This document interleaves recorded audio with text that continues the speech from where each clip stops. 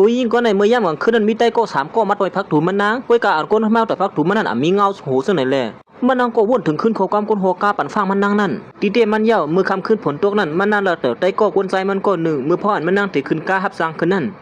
เมื่อย่างนั้นก้อยนางเก่าก้นหัวกานั่นก็สังลัดขึ้นมาว่ายี่ห้อในเฮียยังอยู่ริมหาลีเฮียสังเลยหาลองซิวเสือตัวซึ่งไหนล่ะในเย่าสังซ้ำก่อนละตัวก้นตายซึ่งไหนล่ะนั่นในอยู่เมื่อย่างนั้นมันนางก็วนกวางซ้อมโคความลัดก้นหัวกานั่นเด็ดสัถามก้นหัวกานั่นว่าเฮียสังเลยลัดซึ่งไหนล่ะในอยู่ย่างนั้นก้นหัวกานั่นก็หันว่ายี่ห้อก็ในอยู่มันนั่นเด็ดสังขึ้นถามผู้ยี่ห้อนั่นแทงกำหนึ่งก้นก็นั่นทำเส้นตั้งสูงกว่าที่นั่นจ่องเจอค่อยเขาทำเอากว่าที่นั่นถ้าเป็นอีสังไหล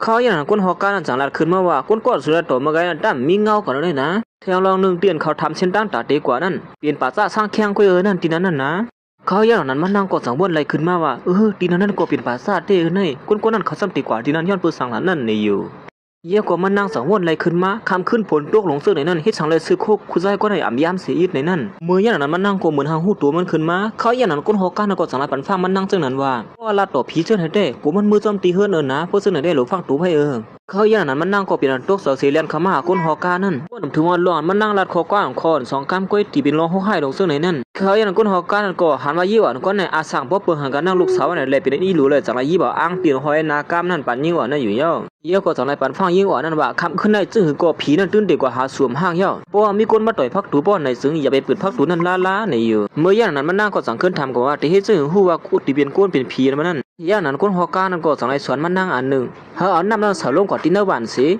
เอาไม่ยิบเนื้อหมูนั่นตั้มบางกว่าเพราะว่ามันตั้งอยู่เพราะว่าในซึ่งอันนั้นเป็นผีเพราะว่ามันล้มมากขึ้นสองว่าเป็นก้นในเย่าลองเสื้อนั่นแต่ก็เอากำสะดาสัวก็เย่าละเฮ็ดนั่นสิมันนั่งก็สั่งไรต้องขอกำสั่งสอนก้นหัวก้าไว้ในอัมพิษเสียคอเหมือนมันนั่งปอกมาถึงตีข้องมันนั่นก็ไอ้ย่างนั้นสั่งไรยินเสียงก้นมาต่อยพักตูมันนั่งย่างนั้นมันนั่งก็สั่งบ่นว่าพ่อแม่เขาชื่อก็ตื้นเตี่ยมปอกมาละยังลงนึงลึกเพราะเป็นตาเนี่ยก้นส่งตั้งกินก็ตื้นเตี่ยมเล็บเซอร์เขาย่างนั้นมันนั่งก็สั่งบ่นถึงขึ้นก็กำลัดก้นหัวก้านั่นเสียมาเผาตีปืนมือหนักก้นหัวก้านั่นละด้วยเขาย่างนั้นก็หนังเก่าเสียงผู้ชายก็สั่งให้ล้างออกมาว่าจองสูอยู่ที่เนื้อข้องห้าเมื่อเลี้ยวในอยู่ผู้ชายก็นั่นอ้างตัวว่าเป็นผู้จัดการห้องเช่าเตียนมันนั่งอยู่เช่าไว้อยู่นั่นในอยู่ย้อนปัวมีคนตึงลาดมาว่าข้องเตียนมันนั่งอยู่เช่าในเสียงลางหนาอาลาในเย้าเมื่อย่านนั้นมันนั่งก็เป็นอันรวมเสลงไว้อีกหนึ่งเมื่อเลยหัวเป็นผู้จัดการห้องเช่าที่นั่นก้อยในนั่นย่านนั้นมันนั่งก็สั่งขึ้นลาดก็ว่ามันนั่งตึกปอกมาเฮือนก้อยเสียงก่อมลางสีที่ซึ่งหือและมีคนมาตึงลาดจึงนั้นในเย้าเขาย่านนั้นเสียงผู้หญิงก็สั่งให้ล้างขึ้นมาซ้อมแทงกำหนึ่งว่ายังโอนอันโมเม่เพราะเป็นตอนในเฮ็ดสังเหลี่ยมย่อมหักขึ้นมาลีในอยู่ย่านนั้นมันนั่งก็สองหูขึ้นมาว่าก้นก่อนทำดังพิษมันนั่งเลยตึงลาดมันนั่งนั่นเป็นผู้หญิงป้าต้องอันมีอยู่สั้นตั้งเตอนั่นในอยู่เขาย่านนั้นมันนั่งก็สั่งขึ้นเถียงกว่าขึ้นเฮ็ดนั้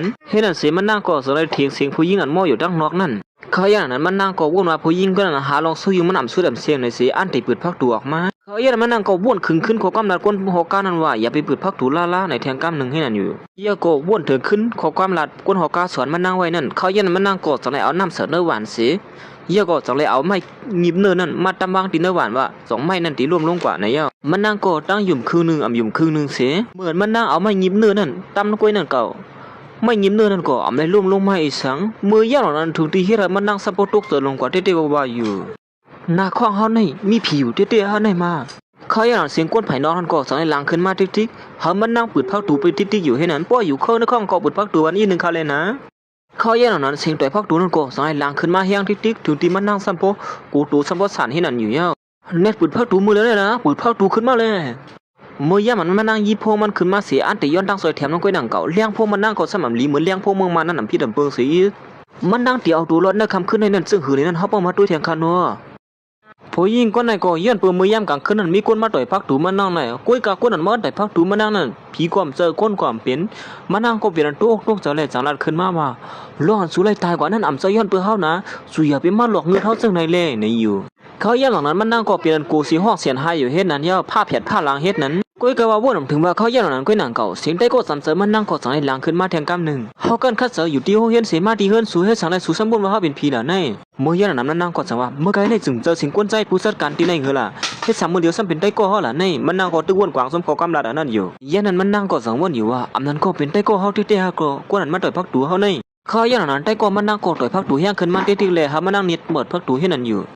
เขาอย่างนั้นมันนั่งวนว่าเป็นได้ก็มันนั่นแหละมันนั่งอ่านที่ว่าเปิดพักตูนั่นมือยับหนังนั้นมันนั่งสังวนอะไรขึ้นมาเมื่อในมีลองปลักไล่เป็นไรเสื้อไรลองแหละเวลาที่เปิดพักตูเสื้อได้อ่ำไรมันนั่งกอดสังไรช่องด้วยพักตูหูปองนั่นเสเขาอย่างนั้นมันนั่งกอดสังไรหันผู้ยิงก้อนหนึ่งอันมีอยู่ตั้งนอกนั้นก้อยกำหันหน้าหันตาไม่ได้สังมันนั่งซุกตัวก่อเงานั่นหันอีสังเฮ็ดนั่นเสถึงที่เฮ็ดให้มันนั่งตกเสือลงกอดแทงกำหนึ่งอยู่เย้าความกวนเมื่อก่อนเขาเล่าด้วยว่ากวนในมีเงาอยู่เฮ็ดสังไรผีมีเงาในนั่นมันไปลงเต้ลงในเท่าตัวซึ่งไหนซึ่งคือกอดตื้นหันอยู่เย้าว่าเขามีเงาในนั่นเขาแย่งหลังนั้นก้อยหนังเก่าก้อยหนังมีอยู่ภายนอกนั่นก็ตัวพักตูมันนั่งเฮี้ยงขึ้นมาติ๊กๆเลยครับมันนั่งในปืนพักตูไว้เนี่ยอยู่เขาแย่งหลังมันนั่งก่อสองลาตีได้ก็มันอ่านว่านั่นก็เขาชวนลังเอากว่าขึ้น2-3อย่างเสียกว่าอยู่ที่ไกลๆอีกหนึ่งในเย้าเมื่อแย่งหลังก้อยหนังมีอยู่ภายนอกอันวนมาเป็นได้ก็มันนั่นก็สังว่าสุปินิสังนั้นเขาอยู่ที่ไกลเพราะเป็นแต่ในเย้าสุดที่เขาเฮ็ดเมียวลงเย้าเมียวหนึ่งอยู่เฮ็ดไหนเขาแย่งหลังมันนั่งก่อสังว่าโอ้ที่ในเขามีไม้พงเขาอยู่เขาเด็กกับสืบหาได้ก็เขาด้วยเขาแย่งหลังนั้นมันนั่งก่อสังเต้ตัดเส้นเสียกับสืบหาได้ก็มันก่อนว่ามาอยู่ตั้งนอกอันว่านั่นเหมือนมันนั่งกับสืบหาเสียมันนั่งก่อสลายกว่าช่องด้วยว่าผู้หญิงก่อนมีอยู่ภายนอกนั่น2 ที่5 พงมันนั่งไหนนั่นเมื่ออย่างใต้ก็มัน5 พงนั่นก็มันนั่งปีนั้นตุกเสลงกำเหลวก้นมีตั้งนอนนั่นก็สังไรมุงนามาสู้มันนั่งเห็นนั่นอยู่เย้ามันนั่งปวดเป็ดพงมันเสียมันนั่งก็สังว่าใต้ก็5 พงซึ่งไหนก้นมีอยู่หน้าพักทุนให้ซ้ำเป็นผลในผู้เป็นเจ้าไหนเหมือนมันนั่งมาเยี่ยวขึ้นพงมันนั่งก้นหนังเก่าพงมันนั่งก็ซ้ำเหลวเป็ดเห็นนั่นเย้าเขาอย่างนั้นก้นมีอยู่ภายนอกนั่นก็สังไรบ้าทุที่เป็นพักตัวห้าในอ่ำปืนเขาเปิดสุดเสียเมื่อใครนะ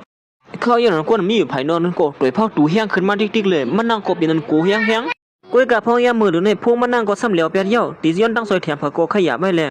มันนั่งก็วนกวางหาล็อกไล่แต่ที่เฮาตั้งซอยแถมบนนั้นเฮาที่เฮ็ดจึงหือเหล่านั้นในอยู่เขาอย่างนั้นมันนั่งก็สังในจู่ออกมาอ้างเตียนก้นหอกาปั่นมันนั่งนั่นเสียมาปีไว้ที่ประตูนั่นอยู่เย้าสำหรับมันนั่งเอาอ้างนั่นปีกไว้ด้วยพักตูเสียตาไหนก็พักตูนั่นก็ตึกตัวหลังขึ้นมาอยู่ให้ในที่เลยมันนั่งก็เป็นกูให้สังในพักตูตึกหลังอยู่ให้ในที่ล่ะนี่เฮ็ดนั่นเสียเก็บก้าวก้อยเสียงต่อยพักตูนั่นก็สังในเย็นซอยกว่าให้นั้นตอนด่าคำขึ้นได้มันนั่งก็นอนซ้ำป้อมใครรับ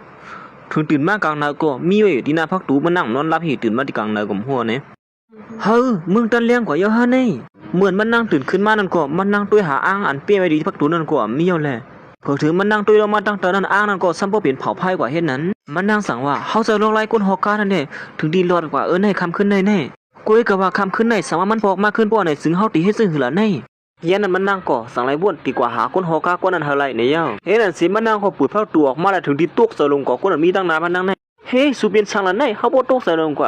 เขายันนั้นมันนั่งก่อด้วยเงาในสิมีเงาไว้อยู่เลยมันนั่งเขาเป็นอารมณ์เสลงกว่าอีกนึงสูเป็นสั่งละในเขากับเสือสูขึ้นก็ปีกพงเป็ดซึ่งไหนก็เป็นได้ก็มันนั่งนั่นกูเองก็เฮ้ยเป็นสุริเดฮะในเขายันมันก็สั่งให้ถามได้ก็มันว่าคำขึ้นในสูมาที่เฮือนเฮาอยู่ฮะในเขายันได้ก็มันสั่งว่าคงเฮ็ดในตั้งที่ไหนกายบ่เป็นแต่ในเฮาติเฮ็ดซื่อมาขี่ก้ามาก็เป็น1 ชั่วโมงเขายันได้ก็มันสั่งถามมันว่าเฮ้ยสุทุบญาอีสังโลลังล่ะในมันนั่งก็สั่งนะที่ได้ก็มาลองน่ะอย่าไปถามเฮาเฮาที่อ่อนสูกว่าที่นึงนะเหมือนมาซ้ำตามันนั่งก็สั่งให้ล่ะในได้ก็ว่ามันนั่งโทรหันผีในนั่น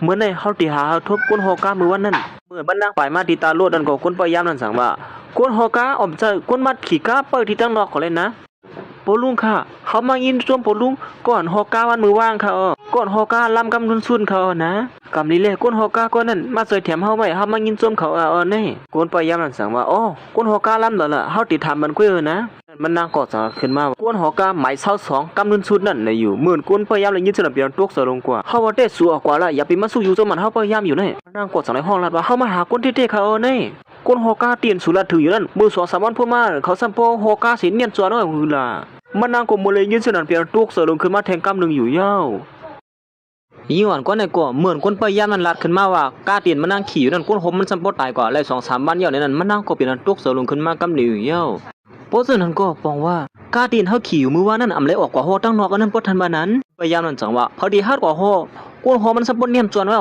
เฮ็ดจังหือตีก่อออกว่าละกาลำนั่นลองในคอมมูนิตี้เฮ็ดจังหือปันคนก่อฮอสูในมันลาลีวาน่ะสูอย่าไปมาหาเราสู้อยู่ที่ไหนออกกว่าเฮาละเขายังนั้นก็นั่งก็โอ้ยก็มันนั่งก็จังนั้นบ่าเฮาก็ที่ห้องเฮียนนั่นได้เลียนะเฮาว่าแท้เฮ็ดนั่นสิมันนั่งก็จังในพร้อมสะสมได้ก็มันสิอ่างดีกว่าที่ห้องเฮียนนั่นอยู่เย้าเขายังเขาดัง2ไปฮอดมาถึงที่ไหนนั่นก็นั่งก็เขายังมันนั่งก็จังในลาที่ได้ก็มันบ่มีกาลนั่นก็เย้ามือดังเฮือนเฮานั่นเฮาตื่นเตรียมพี่ละเฮาสิจะเฮขี่มือบ่ทันบ้านนั้นเพราะว่าจะลองเตะมันเขายังมันนั่งก็จังในลาที่ได้ก็มันบ่อย่าบิลัดนะว่าเฮาขี่กาผีมาอันว่านั่นซึ่งก็อยู่มาเขาอย่างนั้นก็อย่างก็ไอ้ผู้ชายคนหนึ่งสมัยมาตรงตักมานั่งถือที่มานั่งสัมปตุกเสือลงกว่าไอ้ผู้ชายคนนั้นได้ก่อเปลี่ยนก้นหกกาว่ามันเน้นจวนในอ่อนวันนั้นมันนั่งก่อสังบ่าเฮ้ยคำเล่นเนี่ยจวนเท่าไหร่มาเขาตั้งตึงมีอาสาอยู่เพราะฉะนั้นก็ผมว่าก้นหกกานั้นเป็นผีนั่นเพราะทันบ้านไหนเข เขาเย็บนั้นมันนั่งกอบปีนั้นวนชวนชินฉันมาอยู่เฮ็ดสังแล้วก้นหอกานั้นซ้ำบ่าไอ้ผู้ชายก็ได้ตายก้อยกาไอ้ผู้ชายก็ได้สมั่นเป็นสังในอยู่มันนั่งก็สั่งเลยวนถึงขึ้นคำบ้านนั้นพวกคนคำบ้านนั้นมาต่อยพักตูดลำใจเขาในซ้ำที่เป็นพลานั้นบ่ทันวันนั้นอำนั้นก็เป็นก้นหอกาตัวบ่ทันวันนั้นบ่เป็นก้นหอกาให้สังเลยเขาซ้ำเจอแถมเฮาปั่นอ้างเฮามาเจอในละนั่นลองในมันนั่งกอบปีนั้นวนกวางใส่ชวนชินฉันว่าอยู่เฮ็ดนั้นเหมือนมันนั่งตื้อวนกวางอยู่นั่นก้อยหนังเก่าแต่ก็มันก็ห้องมันไอ้ผู้ชายก็ในก็ห้องมันเฮ็ดนั้นเขาเห็นไอ้ผู้ชายก็ในก็สั่งว่าเฮาเฮ็ดให้สุดดอกซะในความมันนี่นึงเลยนะเขาเคยกินจมสุขนาดหนึ่งก้อยเมื่อคำบ้านในสุนันในเส้นตั้งเขาซึ่งในนั้นไอ้ก็ในก็สั่งย้อนก่อนเล่นเขามานั่งสีตาหนึ่งมันนั่งในสายผู้ชายก็ในสามารถเป็นม้วนตั้งในมันนั่งเรียนจอมกำเดียวก้อยกำมือเหลือลองสู้ยุงมีเสน่ห์ได้มันนั่งมีเจอเคยกินข้าวสียันนั้นมันนั่งก็สั่งว่าความผันอีหนึ่งขนาดมือเหลือในห้องมีรวมต้องไม่เขาต้องไม่คิวสีแล้วในเขาส่วนชิ้นสันหมดแล้วว่าเคยยันมันนั่งอ่างห้องได้ก็มันออกกว่าได้ก็มันสั่งว่าผู้ชายก่อนสุเลยเสือข้องก็กินข้าวจะในสุ่มกว่าให้เคยยันไอ้ผู้ชายก็ในก็สั่งว่าป้อสู้วนน้ำร้อนสุกทุบหันสีเจือสีร้อนนั่นเขามีอะไรเกลียนอยู่นะมาจมเฮาแลเหมือนมันนั่งอะไรยินฉะนั้นก็เป็นอันตกเสือลงกว่าเฮ้สวยจึงหัวแล้วในว่าเขาทบล้อมลิมหาดว่านั่นอย่างนั้นไอ้ในก็สั่งละตีมันนั่งว่ายันปัวตีเฮือนเขานั่นปีนโมพีนั่นแหละลองตัวเส้นได้หู้ขึ้นมากำเหลียวยันไอ้ในก็สั่งว่าตั้งหน้าห้องเฮียนั่นมีร้านตั้งกินนั่นคือแคมเฮาว่าแต่เฮาก่อนนั่งกินอุบโอก่อนที่นั่นเด็ดดีเยอะนะเฮ้นั่นสิมันนั่งก็สั่งเลยพร้อมสมัยผู้ชายก็ในสีห้องไอ้ผู้ชายก็ในมานั่งกินที่ในตัดไอ้อุบโอกันนั่นอยู่ย่างเหมือนเขาตึกมันนั่งอยู่นั่นก้อยหนังเก่าแต่ก็มันนั่งสั่งละตีมันนั่งว่าเมื่อเหลือต้องบอกใครดีแต่ที่ย้อนกว่าเขาคล้องน้ำสีกำนึงในย่างเขายันไอ้ผู้ชายก็ในก็สั่งว่าเขาหูลอไล่มันอยู่ยี่วัดก้อยการหลอนสุดทั่วหันผีนั่นก้อยก็มีเทียงรองหนึ่งอันลองอย่าเลยเสียสูงยาผีอันว่านั่น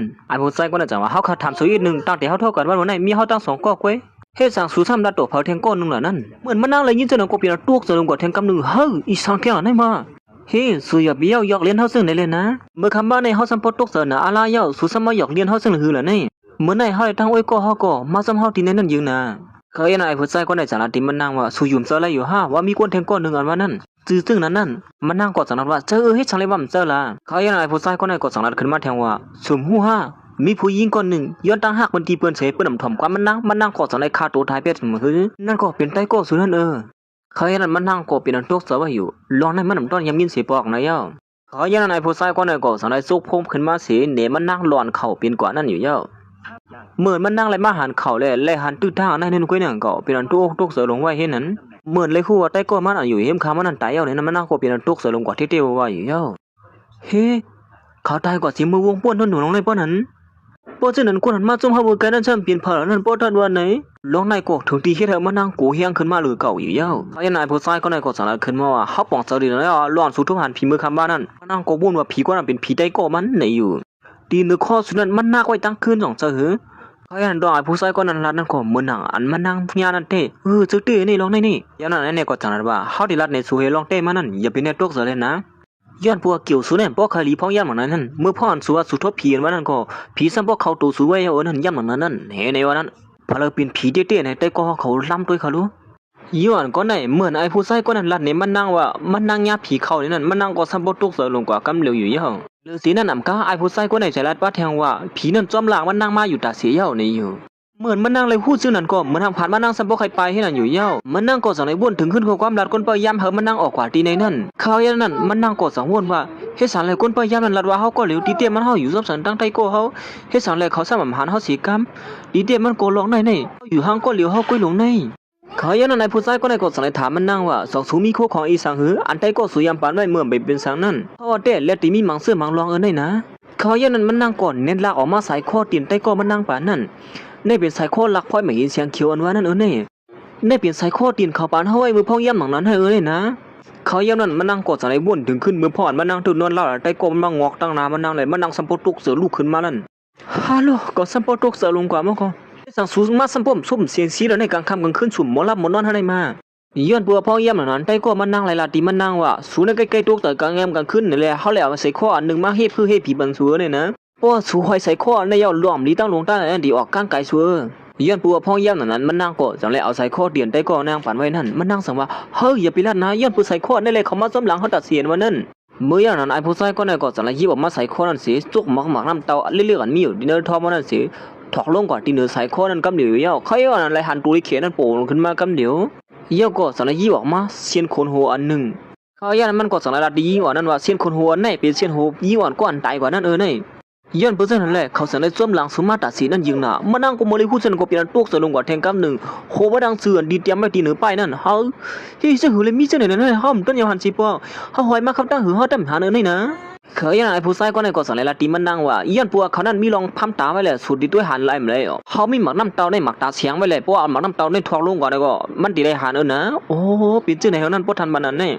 เคยยังไอ้ผู้ชายก็ในก็สั่งเลยละตีมันนั่งว่ามันเรียกตีญาอาจุนนั่นว่านั่นเย้าย้อนผู้ชายนั่นเลยเฮ็ดให้ผีเลยก็เข้ามาจำจำมันนั่งกว่านั้นเลยก็เลยว่ากิ่วเปื้อกิ่วอ้วนนั่นว่านั่นอยู่ย้อนผู้ชายนั้นล่วงเราไปล่วงเตะล่วงเราไปล่วงปอนั่นเฮ็ดให้สูในบ้วนกวางซ้ำเฮ็ดให้สูในเจียกพยายามเลยว่าเป็นเลยเป็นนั้นเตะเป็นเลยเป็นนั้นปอมานั่นสวัสดีปีจุนในกว่าเขาคือยาวๆเตะก็ที่เข้าตัวสุสิฮีมอขับตัวสุในกว่านั่นเนี่ยว่าไอ้ในกูรักจนมันนั่งก็เป็นนั้นกูเฮียงมันทีเดียวว่าอยู่เย้ากูก็สมมติสุบินได้ก็ดีกันเฮ็ดสังเลยเขาซ้ำเฮ็ดจนในที่หนึ่งสูเขาบ่นปองเตะในร้องในในวันนั้นมันนั่งก็สังว่าเขาก็บ่จำเจอสิกันก็คือกันเก่ากูก็เขาใกล้พิดมอแม่กันอยู่ดาสิพ้องย้ำหนังนั้นกูก็เขาบ่นถึงว่าเขาติมาเฮ็ดจนในที่เหนือเขาอ่านว่านั้นสุมีร้องไล่เกลิดมันอยู่ห้าร้องในเขาใครเกลิดเตอเขายินหลีเฮ็ดกูซื้อกูลวงเย้านั่งคือเขาที่ออกพ้นที่เนื้อขับตัวเขานั่นในวันนั้นมันนั่งก็บ่จนนั้นก็สุก็สู้สลาแรงปากได้ไรกำเหลียวนี่นะเขาอย่างไอ้ผู้ชายก็ในก็จะเอามักน้ำเต้านั่นถอดลงก่อนที่หนึ่งโอ้มือมันนั่งนั่นเมื่อมันนั่งไรตัวโอ้มือมันนั่งก็เฮ้ยที่นั่นผ่ามือเขาเนี่ยเป็นลายมือว่าเสียงเหือในพ่อก่อนเต็งลายมือได้หิวละในพ่อนั่นก็เฮ็ดว่ากันบางพ้องย่ำหลังนั้นผ่ามือเขาในตั้งโอ่งมันในมีนิ้วมือหลายๆในเฮ็ดซ้ำมือเหลียวในซ้ำมีผางหลายๆแค่ละในเขาตีเฮ็ดซื้อหือละในมันนั่งขอจังไรเอาเผาเจียดมาเจียดไปที่นั่นอยู่เยอะไอ้ผู้ชายก็ในก็เฮ็ดเหมือนเรื่องสลานั่นสิรัดขึ้นมาว่าย้อนปัวลองเสนอเสียเฮ็ดศูนย์ในเลยกูแห่มาเลยซุ่มตันฮีหันก็เลยหานั่นน่ะเหมือนมันนั่งไรผู้เสนอโกลูกย้อนเฮาไอ้ผู้ชายก็ในจอยเถียมมันนั่งเตี้ยวว่ามันนั่งมันเคยหันผีเหมือนเสนอมือคำบ้านนั่นอยู่กูว่านอนนำลับนี่อยู่ไอ้ผู้ชายก็ในสั่งว่าอย่าไปไม่เสือลองในเฮามีโรคไล่เกียร์ลีนั่นก็สูงมือไตเตียนตีเฮาก็แล้วอ่ะไตเตียนไตอ่างเมื่อเดี๋ยวนี้เฮากูเตนะเฮาดิเฮ็ดซื่อเหือในไอ้ผู้ชายก็ในสั่งนำว่าอย่าไปไม่เสือลองในเด้เฮาดิโหบเม็ดก้อยอันผีมันจ่อขี่ซ้ำสูเนี่ยก็ซ้ำกวนสูอยู่กูตั้งนั่นเฮาเดี๋ยวไผภาพพัดไปที่ไหนใส่ข้อในสังว่าใส่ข้อในเหลียวเพี้ยวกับพวกในสึงสูได้ก็เตรียมเป็นสังอ่ะเฮ้ในวันนั้นเขายันนั้นมันนั่งก็เลยยินเสียงก้นห้องหลังขึ้นมาเฮ้ยเสียงใครล่ะนั่นไอ้ผู้ชายก็เลยจังขึ้นมาย้อนปัวเสียงใต้ก็สุนันมาอยู่ที่ใส่ข้อในเขากลัวเลยห้องเสียงหายบีดออกว่าก็ไม่ได้หลูกลัวซะมันใจก็จะได้เอามีดคูดเบ็ดใช้ตัวเล็กกันกำเหลียวเยอะเยี่ยก็สั่งให้ลัดขึ้นมาเมื่อเดี๋ยวนี้สุ่มลูกกุยสังเนี่ยว่าเขาออกว่าไกลสุดไหนเย้าย้อนปัวสูมีหลักไว้เกี่ยมตัวไว้เลยสุ่มจังกุยสังเย้าทีเนื้อข้อสุนันก็โลมาเย้าต่อเตอเฮ้ยโลมาได้เตี้ยนี่เขาบ่นถึงว่ามันติดเป็นจังไหนเมื่อคำว่าเขาถามว่านอนขี้แก้วสิก็โหคัดไปเนี่ยเฮ้ยหนอดีอ้ำแก้วสุดเนี่ยในวันนั้นแต่ก็เขาตุ้ยฮอดมาถึงที่นี่แต่ก็เขาหูค่ะว่าผีนั้นมีเตี้ยมีเตี้ยนี่นั่นแต่ก็เขาล้ำถึงเขารู้เพราะว่ามันผิดซื่อนี่ก็เขาประมาตุ้ยจะมันกันแทงเขาเนาะผู้หญิงก็ในก็ไอ้ผู้ชายก็ในเลยเจอแถมมันนั่งเฮามันนั่งเอาบักน้ำเต้าในมือที่เฮือนเสียมือจำตังนั่นพอฮอดมือถึงที่เฮือนเย่าไหนเอาน้ำสาลงที่น้ำเต้านั่นเสียเอาน้ำที่น้ำเต้านั่นมาเสียดที่ตัวเฮาบ่จอดตัวกว่าดังเสียงในอยู่มันนั่งสังนัดว่าเฮาเฮ็ดจังได๋ในเฮ็ดคางไรเต้อยู่ฮะในไอ้ผู้ชายก็ในสังขึ้นว่าลองในไรเต้กว่าย้อนบ่เฮาเอาน้ำมูลในสาลงกว่าที่นั่นมาน้ำเต้านั่นเพราะเฮ็ดไหนแต่ผีวัฒนาว่านั่นก็ตื่นติมาหาสุ่มหลายล้านนะเฮาว่ายันนั้นมันนั่งกอดสายถ่ายผู้ชายคนนี้มันนั่งติเลยพังตัวอีสังหลายๆพ่องในอยู่ก้อยกาอันนั้นนี่ติเลยเฮ็ดเธอมันเหี่ยวตัวอ่อนตั้ง1 มองกลางวันเขายันนั้นมันนั่งกอดสายตัวอ่อนมองมัน42 มองครึ่งก้อยมือเหลียวนั่นแหละเหลือเขาย่ำอยู่ครึ่งชั่วโมงไอ้ผู้ชายคนนี้กอดสายเธอมันนั่งเนียดปอกมือเฮือนไวๆเมื่ออาบน้ำยก็เอาน้ำเต้าในตาตัวหีแล้วไงนี่อยู่ไอ้ผู้ชายคนนี้ตั้งหลักประเทงว่าสวมันเฮ็ดไรหลีงามเพราะในสื่อมันตื่นเตียมเปลี่ยนสังเหี่ยวตัวหลีงามเหี่ยวหลวมหลีตั้งหลวงตั้งหลายได้ดอกกว่านี่อยู่มันนั่งกอดสายว่าโป๊ะจนก็เฮาหลเนียดปอกมืออยู่ในสังที่เปิดถึงอีสังละนั่นสมาคมผู้ลองสลาลวงเขาในก็ก้อยกาซื้อก็อย่าเขาหูอยู่ว่านาในมีกาขันเต้ๆนี่นั่นหรือสินั่นนำกาไอ้ผู้ชายก็ได้จังละฉังละมันนั่งปาแทงว่ามือซ้ำตั้งนั่นกาเป็นเผยก็เหี่ยวกาเคยห้องอย่าไปไหวตัวละในอยู่เฮ้นั่นสิมันนั่งก็จังละคลิปเนี่ยลูกซ่องใบปีเจอเหี่ยวเขาย่างนั้นมันนั่งก็มือซ้ำตั้งนั่นเสียตัวอ่อมมองนั่นเขาย่ำคือเทียงหรือกะหือในนั่นเหี่ยวก็หีบเนี่ยลงมือกว่าเฮ็ดนั้นมือพ่อมันนั่งหีบเนี่ยมืออยู่นั่นก้อยหนังเก่าปมเมเขาก็จังละห้องไผ่หลังมันนั่งสัมปตุกเสือลงกว่าแทงเฮ็ดนั้นก้อยกาเขาย่างนั้นมันนั่งก็วนถึงเขาก็ไอ้ไรผู้ชายก็นั่นลัดมันนั่งว่าซึ่งก็ยาวเป็นเผยก็อย่าไปไหวตัวดังหลังล้าในอยู่เขาย่างมันนั่งก็สังว่าโอ้เฮามีเฮาเขาปอกมาให้ได้มาอ่างตีไหวก้อยนั่นก้อยหนังเก่ามันนั่งสังว่าเฮา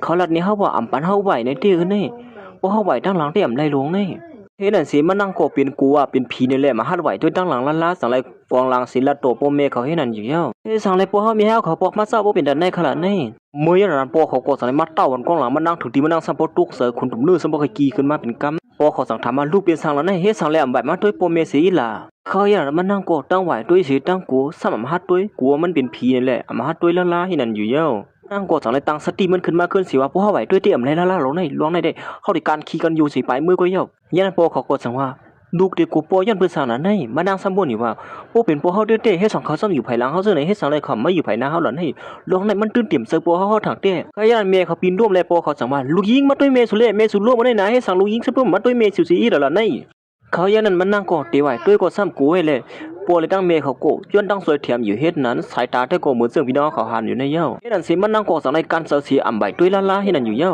ย้อนปัวลงเสียงปัวเสียงเมเขานั้นสิถึงที่เฮ็ดให้มันนั่งซ้ำบ่ขย่องใครมาขึ้นมาสิการขี่กันอยู่สีห้องเสียนเฮ็ดนั้นเลียนไปเฮ็ดนั้นอยู่เย้านั่งก็สังในลัดที่ตัวเจ้ากับมันสิตั้งบ่ได้มันตื่นเดี่ยมสลองเตมันอับสลองเตมันในเสียผือถึงมันนั่งไหวหน้าขึ้นมาก็อำแลหันเพอสิโกมีมันนั่งก็เหลียวก็มันนั่งก็เป็นอันดมเสือลงมาอีกหนึ่งอีเย้าเฮ็ดอันเสมันนั่งก่อสลายหิบเนียดปอกมือที่เฮือนนั่นแทงกำหนึ่งเมื่อพอดมันนั่งหิบเนียดกุมหน้ากุมตาสิผาสะพันปุลุงก้อนหนึ่งปุลุงก็ได้ก่อมเสือเพิ่นเซิงเขาเป็นปุลุงก้อนหอลวดนั่นก้อยในสอมเสือก้นหอก้านั่นหือละในจึงเขาลัดว่าก้านั่นปีนเลยปุลุงก็ได้เนียนสวนเหี่ยวเฮ็ดสังไรเขาซะมามีอยู่ที่ในล่ะนั่นไม่อยู่กลางวันเด็ดไม่เตียงเข้ามาทุบหันผีเจ้าไหนหาได้มาเขาอย่างนั้นมันนั่งก่ออ่านเตรียมแล้วต่อปุลุงได้อ่านเตไปปอกมือนั่นก้อยนั่งเขาปุลุงก็ได้ก่อสังไรต่อบันทังแทงกำหนึ่งปุลุงก็ได้สังไรขึ้นมาว่าอ้อมเลยทุบหันสุวรรณหนึ่งก้อยผีอันอยู่ตั้งหลังสุนั่นก็ตั้งตึกอยู่เนาะเต้โปสุปานมันอยู่ซ้อมสูเจ้าไหนเต้อาซักสุนั่นขึ้นเรือมน้ำย่อนะอย่างนั้นมันนั่งเปลี่ยนอันทุกเสือลงขึ้นมาแทงกำหนึ่งเฮ้ยผีผู้หญิงอันอยู่หิมสามห้อในอ่ำไปกว่าตั้งเหล่าในห้อในมาเมื่อไกลในปีไอก็นั่นว่ามันขับขึงเปียเย้าเฮ็ดสังไรมันตึกอยู่ที่ในอยู่ละในเขาอย่างนั้นมันนั่งก็บ้วนส่วนชิ้นสันเสียบ้วนว่าปุลุงก็ได้ที่เปลี่ยนมันหาอ่ำนั้นก็ไอผู้ชายก็นั่นเปลี่ยนมันไหนนั่นมันนั่งก็เปลี่ยนพ่นกวางไว้อยู่เฮ็ดนั้นเขาอย่างนั้นมันนั่งเขาสังไรว่าปุลุงก็ได้เปลี่ยนก้อยอ่ำชุมเจอเขาล้าให้นั่นสิอ้างที่ไปปอกมือกว่าแทงนั่นก้อยหนังเก่าเขาย่ำก็ขึ้นหรือ15 มินิก้อยเขาย่ำห้ามขึ้นหรือสิกะหือเย้าปัวเฮาถึงอีดึงเตะตีอยู่เหลือไปนี่มันนั่งก็อันตีหิบเนี่ยปอกมือนั่นก้อยหนังเก่าปุลุงนั่นก็สังเรียนซ้ำควรมันนั่งเฮ็ดนั้นเมื่อมันนั่งไหลหันปุลุงก็ได้ซ้ำไผหลังมันนั่งนั่นก้อยหนังเก่ามันนั่งก็เปลี่ยนกูที่ว่าปุลุงก็ได้สั่งว่าเฮ้สุ่มไปด้วยนาเฮาเสสวมละต่อเฮาซะไหนสวนว่าเฮาเป็นผีหาได้มาขยันยิ่งอ่อนก็ในก็วนว่าปุลุงก็นั่นเป็นผีเฮ็ดสังละอยู่ว่าเฮ็ดสังไรกะวันเด็ดมาเตียงปุลุงก็ได้เป็นผีล้ำต้มตั้งหลังเฮาจังไหนล่ะนี่ขยันปุลุงก็ได้สังละเนี่ยมันนางว่าจะอยู่ก้นฮอกกันนั่นตายก่อนเตี้ยๆนะเมื่อ3 วันป่นมานั่นขยันปุลุงก็ในก็สังละเนี่ยมันนางว่า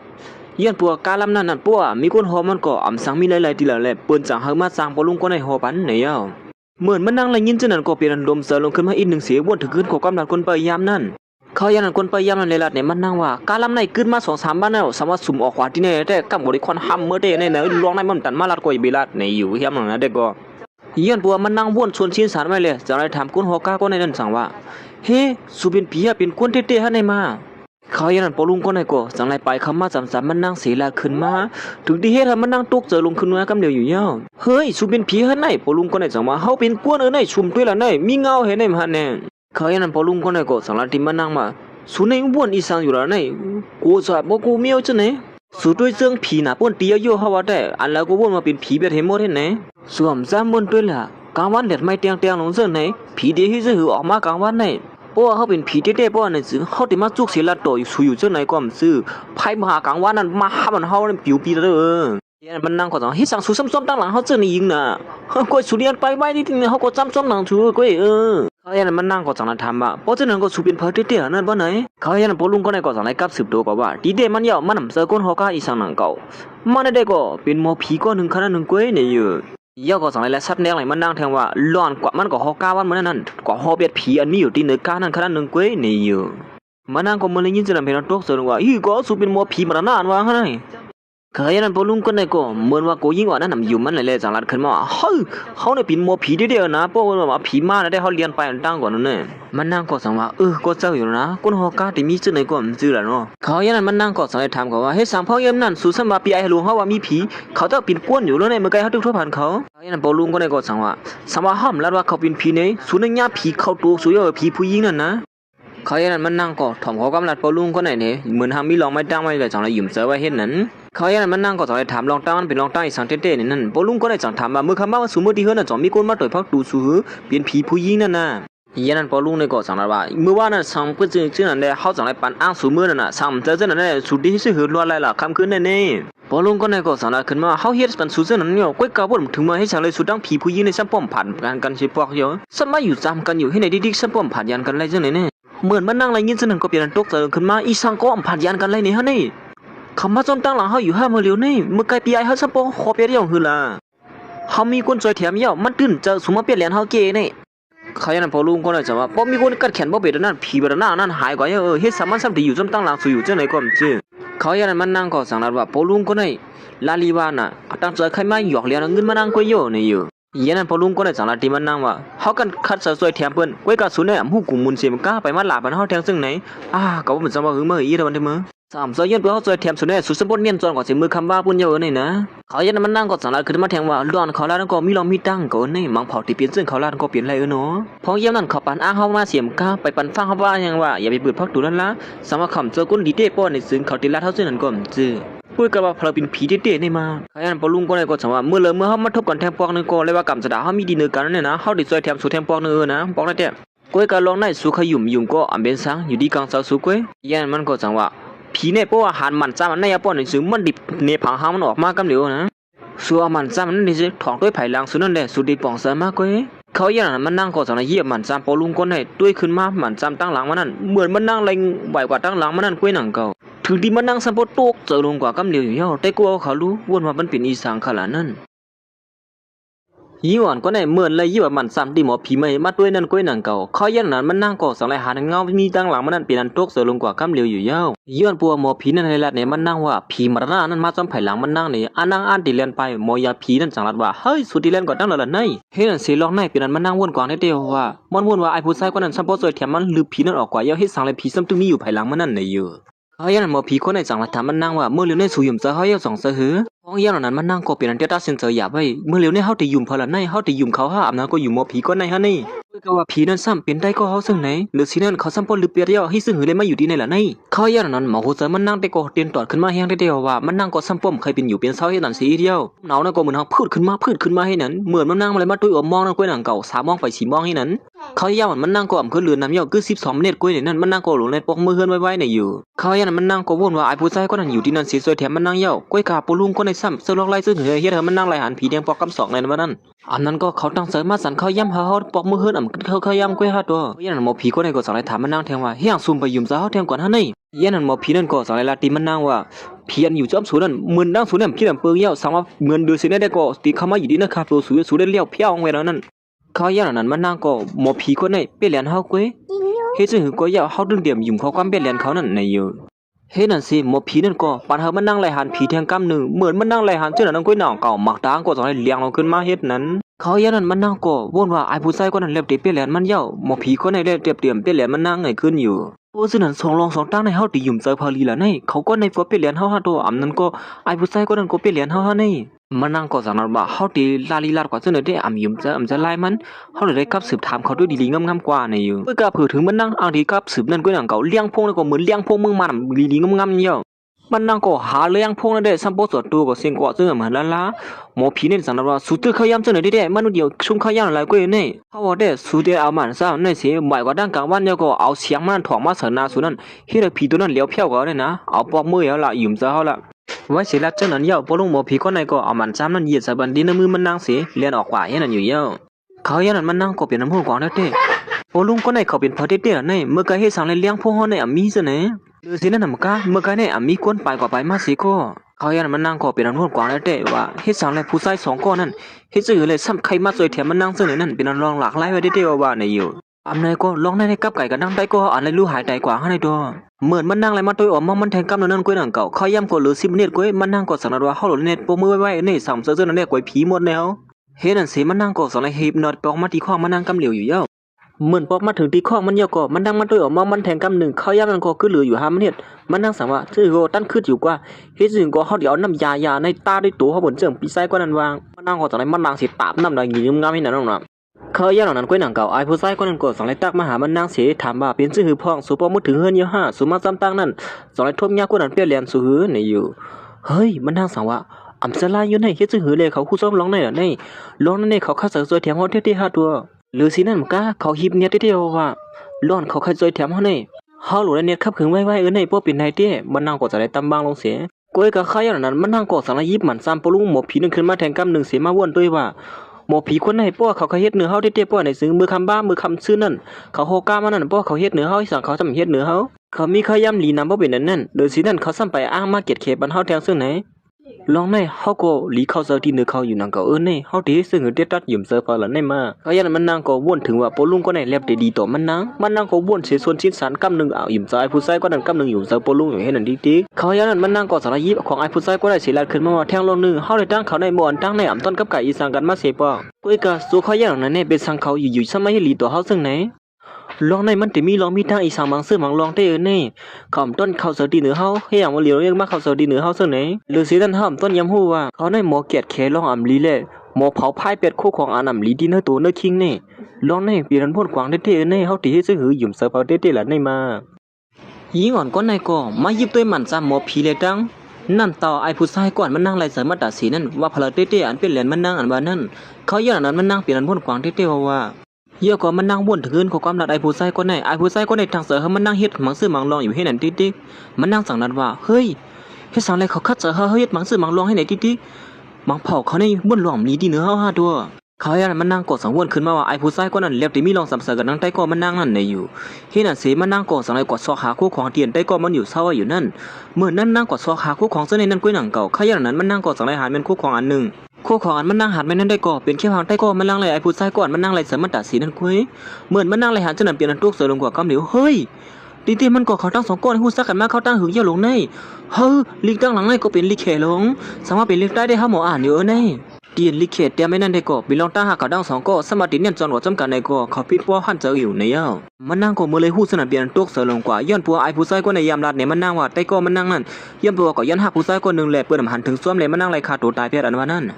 เฮ้ยสิมันนั่งวนถึงขึ้นมาขึ้นเยาโกตีเต้มันก่อเขาตั้ง2ก้อนในหูซักกันมาเขาตั้งหึงตีมือไปหูซักเขานั่นหลงในก้นก่อนใต้ก็เฮาเลยจะนั่นก่อเป็นปีศาจก็หลิงย่าในก้อยหลงก้อยกาสูเขาอย่างไหนเขาสามารถให้หลีต่อเฮาบ่เป็นตันในลงในมันหลากหลายเด้อนี่นะเฮ้ยนั่นสิมันนั่งก่อสังไหนมันนั่งสิอ่านข่าวด้วยหลอนตีใต้ก็มันไหลหูหายใจกว่าอันว่านั่นเหมือนมันนั่งไหลอ่านด้วยข่าวนั่นก้อยหนังเก่าเลยหันเมียนลองหลากหลายหลงเต้ๆว่าย้อนปัวไอ้ผู้ชายก็นั่นยินพิษดินเนอร์เสือหลอนก็หักมันเลยรู้เสียงกว่าอันว่านั่นเยี่ยก็ต่างเสือมาให้หลีต่อเนื้อมันนั่งเขาใส่เต้นขึ้นลองอันผู้หญิงก็นั่นเลยรู้เสียงกว่านั้นน่ะอยู่โป้เสื้อนั่นก็หลอนเขาเฮ็ดกูซื้อกูลองได้เป็นคนด่าเขานี่นะก้อยก็ลองซื้อในเฮ็ดสังแลเขาซ้ำหูหันจ้อมเลยกูซื้อกูลองหลอนเฮาโทหันซื้อในอีสามันเป็นหลากหลายมือพ่อนเฮาออกกว่านั่นก็เขาย้ำลาตีเฮาว่าเฮากว่าผางญาลองอำลีในนั่นเขาซ้ำไปลาตีเฮาว่ามีลองไล่ซอยแถมเฮาซึ่งไหนเฮ้ยไอ้ผู้ชายคนใดวนลองอำลีที่เหนือเฮาลงในป้อไหนตีเต้มันก็ตั้งสิ่งตั้งหมดไหนเขาเป็นคนอยู่ภายหลังสิเฮ็ดมากก้อยหลวงเขาย่านั้นมันนางก็จังเลยยุ่มบ่าป้อลุงหลวงนั่นปันมันซ้ำมันมานางนั่นกูนก่อนเป็นเหรียญมันนั่งนั่นแล้วที่เป็นไอ้ผู้ชายคนนั้นกุ้ยอ่ำเสือปอลุงนั่นในอยู่เฮ็ดนั่นสิมันนั่งก็สังละยอมเอาน้ำต่อไอ้ผู้ลุงก็ในปานมันนั่งหามันนั่งมาอาบนั่นเอามาเจ็ดหมันจำปอลุงก็ในเสเฮากันยามไรเสือสูมาเข้าตั้งหึงบ่นถึงเมื่อสุดีไม่เฮ็ดซึ่งในที่เหนือเฮากวนอีสังเป็นหลายวันเมื่อได้แท้เฮาตีเอาน้ำยาเตียนสู่ปันมาในเสมาเจ็ดหมันจำปอลุงในเปียเถียวรู้เขาจะลำเต้มือมันนั่งก็อ่านเด็ดถึงเปียนก็อย่างนั้นด้วยก็เขาอย่างนั้นมันนั่งก็สังมาตุ้ยอ๋อมองมันเสบ่นถึงขึ้นก็ความลัดปอลุงนั่นละแล้วที่มันนั่งว่าเฮาเอามันซ้ำนั่นถ่องว่าที่ดึกกลางวันเสียเฮาเงามันซ้ำนั่นมาถ่องเสนามันนั่งป้อปิ่นเจ้านั่นแน่ลองอำลีตั้งลงใต้เดี๋ยวออกกว่ากำเหลียวในอยู่เฮ็ดนั่นสิมันนั่งก็สังยี่ว่ามันซ้ำนั่นแล่นมาที่ฮกดูฮู้แล้วนั่นเสเมื่อฮอดมาถึงที่ปักดูฮู้แล้วนั่นก้อยหนังเก่ามันนั่งหือที่กลางวันสิถ่องเสมันซ้ำสิมาถ่องเสนามันนั่งนั่นมันนั่งก็คัดเสหากูซื้อกูไล่มื้อยันนั้นมันซ้ำนั่นก็สังได้ถ่องเสนามันนั่งเสเฮ็ดผีหายอันไม่อยู่ตอนนี้แล้วตัวมันนั่งนั่นหลายตัวกว่ากำเหลียวอยู่ยาวเมื่อเขาอย่างนั้นมันนั่งก็ว่นว่าผีอันมีอยู่จำตัวมันนั่งนั่นไรลูกหายใจกว่าเย้าลอมลีตั้งลงตั้งหลายนั่นเด้เตรียมมีสางเย้าในอยู่เขาอย่างนั้นมันนั่งก็สังไลลาดขึ้นมาว่าขับตัวเฮาก็เป็นดอนด่าเฮาก็สู่ที่มาอยู่ที่เฮาแต้มไรสู่ออกกว่าไกลๆเย้าล่ะก้อยกาว่นถึงว่าเขาอย่างนั้นก้อยหนังเก่ามันนั่งก็เหมือนหางเมาปั่นตาลำลงไว้เฮ็ดสังละในเฮาสมปอยขับคืนไปเย้าเฮ็ดสังไรเฮาสมเมาปั่นตาลำซึ่งไหนก้อยก็ว่าเผอถึงมันนั่งหูตัวขึ้นมาแทงกำนึงก็มันนั่งมีอยู่ทีนึงมันนั่งสังลาดขึ้นมาเฮ้ยเฮ็ดสื่อนี่เฮาบ่มีที่ไหนอันนั้นก็เฮาเนียนจอนกว่าเย้าเฮาในตัวนั่นก็กูซื้อกูลองไปลองนอนฝันก้อยเขาอย่างนั้นมันนั่งก็ตอนนี้บอกมามันจำปอลุงนั่นสิและหันเป็นน้ำมันน้ำสั่งไรฮู้ขึ้นมาว่าลองได้ในอ่ำเสือลองนอนฝันก้อยก็เฮาให้ซื้อเลยมาอยู่ที่ไหนล่ะในอันนั้นก็อาสาเข้าในปอดกว่า5ตัวเหมือนมันนั่งตึกวนกวางอยู่นั่นก้อยหนังเก่าเขาอย่างนั้นมันนั่งก็สั่งไรยินเสียงก้นอูบโมกันอยู่ตั้งนอกนั่นก้นหันอูบกันอยู่ตั้งนอกนั่นได้ก็เป็นปอลุงก้อนนั้นเลยตั้งไอ้ผู้ชายก้อนเป็นเหรียญมันนั่งนั่นก้อยเขาตั้ง2ก้อนอูบกันนั่นได้ก็เป็นเลื่อนเปว่าเขาตั้ง2ก้อนนั้นมาหยอกเหรียญมันนั่งตั้ง2ก้อนนั่นเย้าเขาก็สั่งไรมาต้ากันว่าเฮ้ยสุนัยจัดเด้เลยจอยแถมมาไว้จังนั้นเขาในอ่ำคือชูไลนี่อยู่ก็เลยว่าเป็นเหรียญกันนั่งเสื่องมันให้มาไรในเย้าเหมือนมันนั่งไรยินจังนั้นก็มันนั่งสารขึ้นว่าเฮ้ยสิงก้น2ก้อนอูบกันในเหมือนเฮายำยินทีเลยไว้ล่ะในมาเฮ้ยเป็นสลาก้นฮอกาเลยตั้งไอ้ผู้ชายก่อนปันน้ำตาเฮามานั่นคือล่ะในเฮ็ดซื่อหือเลยเขามาฮู้จักกันเฮาในมันนั่งติทวารลองเตะซื่อหือนี่นั่นเฮาปั๊มมาด้วยเถียงคานัวยี่อ่อนก้อนไหนก็เมื่อตื่นขึ้นมานั่นเลยยินเสียงก้นอูบกันก้นก้อนมันอูบกันตั้งน้องนั่นได้ก็เป็นสลา2ก้อนเลยตั้งไอ้ผู้ชายก้อนนั้นเป็นก้อนว่าซอยแถมมันนั่งไว้ในนั้นมันนั่งก็มาเลยยินสนั่นเป็นนั้นปืนเสือไว้ว่าเฮ็ดซื่อหือเลยไอ้ผู้ชายก้อนในเลยตั้งสลานั้นเฮ็ดซื่อหือฮู้จักกันในนั้น หลอนเขาตั้งสองก็ห่อมันนั่งมาตีนั่นได้ก็อ่างเดียวขับตัวมันนั่งในปันผู้หญิงก่อนเพียนลู่หายแต่กว่านั่นในอยู่เฮ็ดนั่นเสหมูซุ่มเขาก็อันเด็กเขามาหามันนั่งก็จังให้แกงนอนรับลงกว่าอยู่เย้าเขาตั้งสองก้อนนั่นก็สองอู่กันอยู่ว่ามื้อเนี่ยนาการเฮาแลบติแคมแลบเย้าเฮ็ดซื่อก็ขับตัวนี่เรียกไล่ขึ้นมาเย้าเฮาว่าแต่ก้นอยู่ตั้งเนินมันนั่นถึงแทงก็อยู่เย้าในอยู่ก้นตายอันตื่นขึ้นมาขึ้นเนี่ยแต่ได้อยู่ดื้อเศร้าสิก่อนตีหูตัวขึ้นมากำเหลียวก่อนเจอชิงสลาได้ก็แล้วว่ายิ่งอ่อนก็นั่นเป็นก้นหยุ่มกว้ามันเลยอ่ำหยุ่มกว้าไอ้ผู้ชายก็ในย้อนบัวเขาต้ากันมาไอ้ผู้ชายก็ในที่ได้ปั่นเงินปลุงก็ได้30,000ในอยู่ปลุงก็ได้จังว่าเฮ้ยแก่บ่นั่นได้ไอ้ได้จังขึ้นว่าตอนให้ก้นกล้ามแถมเขานั้นปั่นเงินมาได้เฮาที่ปั่นเงินสู่อยู่กว่ามันนั่งสั่งว่าเฮ้ยก้นกล้ามแถมเขาได้เป็นเผลให้ก้นจังเขานั้นมันนั่งก็เป็นม้วนกวางมาอยู่เฮ็ดนั้นเยอะก็แทงลองนึงเปลี่ยนมันนั่งม้วนมาเป็นได้ก็มาในนั้นก็เป็นลูกน้องตะเบ้เขาในก้อยหนังเก่าเป็นน้องลื่นเขาอันว่านั้นมาปลอมตัวเป็นโอ้ยก็มานั่งนั่นอยู่ยาวผู้หญิงก็ได้ก็อำเสพหนังเก่าเป็นผู้หญิงก็ในก้อยมันนั่งก็สั่งไปคำว่าสิว่าสุลุมเฮาอย่าหันได้ซ้ำซะย้อนพวกเฮาก็หยอกเลียนเขาว่าเป็นได้ก็เขานั้นแท้เฮาเลยปลอมตัวนี่หยาบเจอนี่นะสุนี่แน่เขาอย่างมันนั่งก็สั่งให้ฮู้ขึ้นมาลองตั้งสินตั้งหมดนั่นเป็นหมู่ซุ่มเขา3ก้อนในหยอกเลียนมันนั่งก้อยในนั้นเฮ้ยเฮ็ดสั่งไรเขาตั้ง3ก้อนนี่ไปสั่งไรมาหยอกเลียนที่เหนือเฮาซึ่งไหนเขามันนั่งก็ใครฮู้ขึ้นมาว่าก้นนั้นเป็นเผอเต้ๆในนั้นมันนั่งให้หานตัวหนามันมือย่างมันนั่งก็สั่งไรอ่านเอามันซ้ำมันนั่นถ่องตัวว่าก้นนั้นเป็นเผอในอยู่มือย่างนั้นพอลุงก็ในก็เหมือนนั่งฮู้ตัวขึ้นมาว่าเบียบที่มีคนต้วยเขาเนี่ยอยู่เฮ้ยมึงเคยให้เขาต้วยเหมือนว่ามีคนลักต้วยเขาเนี่ยนะไอ้ผู้ชายก็ได้สั่งขึ้นว่ามันได้เป็นกว่าได้จื้อเขาละตั้งเห็นตั้งหมดได้มีเขา3ก็ก้อยปลุงก็ได้สั่งว่าจื้อก็กอมยุ่มเจอบางเป่าผู้หญิงก็ได้ฮู้ตัวขึ้นมาหาในมาเห็นนั่นเสียปลุงก็ได้ก็อ่างที่มาทัดสั่งต้วยว่ามันนั่งในเป็นคือหือเต้ๆในนั้นเหมือนปลุงก็ได้อ่างที่ทัดสั่งมันนั่งอยู่นั่นก้อยหนังเก่าเขาอย่างนั้นพอเมมันนั่งก็สั่งในฮอดมาถึงที่ในเห็นนั่นเสียลองในก็สั่งในยาวตัวหลีงามกว่าเห็นนั้นเฮ้ยเปลี่ยนชื่อพองนั่นไงใครมันนั่งก็เปลี่ยนตัวเสือกว่ากูจื้อกูลองในเฮ็ดจังเลยปมเมเขาก็หูหันถึงซ้อมไหนนั่นเฮ้ยกูจื้อกูลองในปุ่นหยอกเลียนเฮาเฮ้ยเฮ็ดจังเลยปมเมหันถึงซ้อมหนอในมาคิดในสั่งว่าอย่าไปไม่เสือลองในป้าให้เขาตื่นมาก็ขับตัวในเป็นลูกยิงก็เล็กส่วนนั้นกำเหลียวนี่เหมือนมันนั่งไรผู้สนังก็เปลี่ยนตัวเสือลงกว่าเฮ้ยดีเด้มันก็เฮ็ดจังเลยเขาเอาขับตัวในอ่างที่ปันได้ก็เฮาหล่ะในได้ก็เฮาในเป็นลูกสาวเด็กๆเขาต่อเฮาในเป็นลูกสาวเด็กๆเขาจื้อมันนั่งก็เป็นม่วนกวางซ้อมปมเมเขาอยู่เฮ็ดนั่นเย้าเขาย่านเหล่านั้นมันนั่งกอดสลายวนถึงมือพ่อมันนั่งเลยดังโอ้ยก็มันผิดมอกันนั่นเขาย่านเหล่านั้นพ่อแม่เขาในหักได้ก็มันนำเลยสิมันนั่งหันว่ามันนั่งในอ่ำเซอร์ก้นซึ่งหือในอยู่มันนั่งกอดสลายหู้ขึ้นมาตีเต้มันผู้หญิงก็นั่นอ่ำเซอร์ได้ก็มันค่ะหือตีเต้มันเขาดัง2ก้อนในมีใส่เนื้อเลือดอันเร็วกันเขาย่านเหล่านั้นมันนั่งกอดสลายลาอยู่ที่นั่นเสอมันว่าเฮ็ดจังหือเป็นสังไรสู่เฮ็ดจังไหนที่เหนือเฮาก็เป็นลูกสู่เต้ๆก้อนนึงเฮ็ดสังไรสู่ซ้ำปล่อยเฮาเฮ็ดจังไหนหาในมาเขาย่านนั้นพ่อเขาก็สังไรถามที่หมอยานั่นว่าอ้อมเซอร์ตลาดนั่นว่าอย่างถึงเขาย้ำถึงแต่ได้เอาเฮ็ดสังไรคำไปตื่นมาแล้วในลูกสาวเฮานี่ลุงก็ได้ก็สมาหึงเต้เนี่ยนะอย่างไปตื่นมาเฮาได้เจอกระถาให้ซ้ำด้วยว่าบ่ทันมันนั่นแน่ไอ้นี่ก็สังรัดขึ้นมาว่าพวกเขาตื่นขึ้นมาได้อาสาเขาได้ตื่นยาวเดินปากปีเฮงปีบุญกว่านั้นในคาถางแท้ตอนแต่มันนั่งได้ก็บ้วนถึงว่าปมเมเต้เขาตีเฮ็ดจังไหนตีเหนือมันนั่งยันนั้นก้อยดังเก่าสิผ้าเพียดผ้าหลังลงขึ้นมาเฮ้ยอีสังเลยมาผลที่ตัวเขาเนี่ยยันนั้นคิงสลาในก็สังว่าลอกไล่มันได้เมื่อนั้นยิงอ่อนก็นั่นได้มีอาสาเยาอันก็มาอยู่ที่นั่นครับตัวก็ได้เป็นลูกยิงก่อนเขาหักกันเสียเปิ้นนั่นในอยู่ตอนแต่เมปาก็ได้ก็เป็นยิงส้มที่เหนือสลาก็ได้เท่ๆว่าอยู่เฮ็ดนั้นเขายันนั้นมันนั่งก็เป็นผู้บ้วนขวางไว้อยู่มันนั่งเฮ็ดจมหนังลอกไล่ปลุงก็ในกูคอกูค้ำก้อยกามือเหลียวในเป็นสังไรมันนั่งอ่ำไรตายกว่าเป็นสังไรมันนั่งทั้งทุกมีอาสาอยู่ในนั้นลอกในก็เป็นลอกหลากไล่ลงไว้เฮ็ดนั้นอยู่เย้าผู้หญิงก็ในก็ย้อนปวดสลาเปลี่ยนมันนางมาแลร้องในมันนางก็เปลี่ยนวนขันเจอไว้อยู่เฮ็ดจื้อหือเลยสลาเปลี่ยนมันนางมาเยาะมันนางอ่ำเลยเปลี่ยนสังกว่ามือย่างนั้นมันนางก็เฮ็ดจมหนังลอกไล่สลาเขานั้นรัดไว้อยู่เขาอย่างนั้นเฮาก็เอามันซ้ำที่เขาปันมาเฮาเสียยากด้วยอำนั้นก็ล่วงเฮาเฮ็ดมันผิดเพิ่งกว่าเขาย่ำนั้นมันนั่งก็จากในบ่นถึงขึ้นมือพ่ออันมันนั่งเอาน้ำเตาไอ้ผู้ชายคนนั้นปั่นมามันนั่งเสมันนั่งเอาน้ำเตาอันไหนมาล้างมันซ้ำสลานั่นแหละมังเผาลองในมันติมาเกลีดกันก็เป็นไรในอยู่เฮียนผู้ซึ่งนั้นเนี่ยย่ำนั้นเฮ็ดเธอผีอันมีอยู่หิมคามันนั่นหายกว่าเฮ็ดนั้นมังเผาลองในเนี่ยเป็นลอกไล่เกลีดมันเด้ๆกุ้ยกาย้อนปัวเขาตั้ง2ก้อนนั่นเสื้อลอกไล่อันนึงแหละอันนึงเขาถามว่ามันนั่งเสื้อลอกไล่อันนั้นกุ้ยไหนเนี่ยกุ้ยกาเขามันนั่งซ้ำเสื้อลอกไล่ตั้ง2อันโฮมกันเลยมังเผาตีเกลีดไล่ในอยู่มันนั่งกดสังรันอยู่ว่าอำนั้นก็คอมตายย้อนมันซ้ำนั่นตีตายย้อนนักมักนั่นเต่านั่นฮะตัวผีอยู่ยิ้มข้างเฮานั่นเหมือนมันนั่งหูลอกไล่เขาในเย้ามันนั่งกอดสังรันว่าเพราะฉะนั้นก็เฮาเดี๋ยวเอาลอกไล่เตียนเขาไว้นั่นสิมาหยอกแลนเขาคืนมันนั่งกอดสังไล่ปลอมตัวผู้หญิงก่อนตายกว่านั่นเปลี่ยนเสียเฮาหยอกแลนหมู่ซึ่งเขาในกว่าในเย้าเหมือนหมอผีก็ในพวกมันนั่งลุกขึ้นมานั่นขึ้นนั่นเขามันนั่งกอดสังไล่ปลอมตัวเป็นก้นก่อนตายกว่านั่นอยู่เย้า มือยันเขาตั้งสองก็ผมมีนก่อนเนียนเรียนเขามาหามันนางกำเหลียวเมียจะถึงลูกเด็ดๆเลยนะเขายันนั้นมันนางก็จะให้เกียงว่าข้าในอ่ำถูกก้าผ่าตาเบียท่านในให้สั่งเลยข้าตึ้งมาอยู่ที่ในแหละนี่ข้ากูเต้ข้าข้าจะถึงโปในตั้งเมเต้ข้านะมือยันนั้นปอขอเต้ก็อ่ำหูลอกไล่มันนางในสังระกำนุนสุดปอก็ทุบหันลูกเขาหลีเต้ในมือเห็นในวันนั้นนางให้ที่หูลอกไล่เขาเด็ดโตนั้นมันนางก็จะให้เกียงถามก่อนว่าข้าซ้ำว่าเป็นช่างกว่าเย้าให้สั่งเลยข้าตั้งตึ้งมีอาศักไว้อยู่แล้วนี่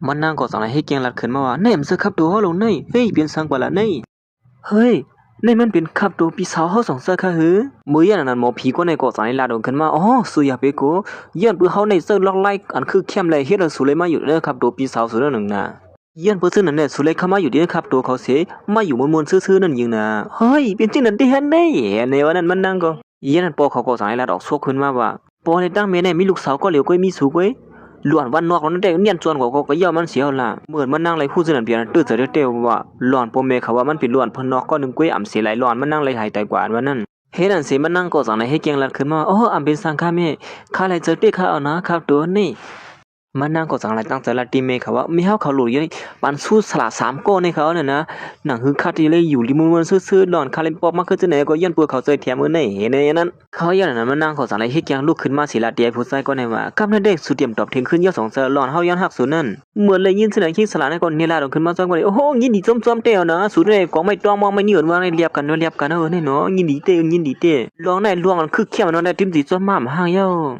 โอ้ลุงก็ในก็สั่งไรป่าเขามาหาผู้ใส่ก็ในเสียว่าลูกสาวเลยสาวสูโอ้จะนึงก็สูมาเป็นลูกคุยเฮาเยอะแล้วป้อนั้นก็มันก็สั่งเลยยี่ว่าลูกสาวน่ะอาปานในผู้ชายก็ในกว่าเฮ็ดนั่นอยู่เยอะเฮ็ดนั่นสิมันนั่งก็สั่งเลยเขามาหาผู้ชายก็ในสิลัดขึ้นมาว่าน้ำเต้าสู่ปานเฮามานั่น